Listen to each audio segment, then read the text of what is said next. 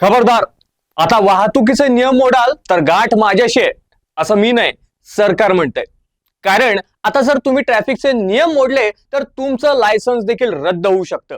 कारण आता लायसन्स मध्ये ग्रेड प्रणाली चालू होणार असल्याचं केंद्रीय रस्ते वाहतूक मंत्री नितीन गडकरी यांनी सांगितलं. तर नेमकी ही ग्रेड सिस्टीम काय आहे, चला जाणून घेऊया. होणाऱ्या अपघातांवर आळा बसवण्यासाठी आणि नियम मोडणाऱ्यांवर कडक निर्बंधांसाठी आता मिळणाऱ्या लायसन्सवर ठराविक पॉइंट्स देण्यात येणार आहेत. वाहन चालवताना फोनवर बोलणे, ओव्हर स्पीडिंग, सिग्नल मोडणे अशा चुका झाल्यानंतर त्यातले पॉइंट्स कापले जाणार आहेत. हे सर्व पॉइंट संपल्यानंतर चालकाचे लायसन्स 6 महिन्यासाठी आणि गंभीर गुन्ह्यांसाठी कायमचं रद्द होऊ शकतं. याशिवाय आता अपघातग्रस्तांना मदत करत असताना जर तुम्ही खर्च करत असाल तर अजिबात घाबरू नका.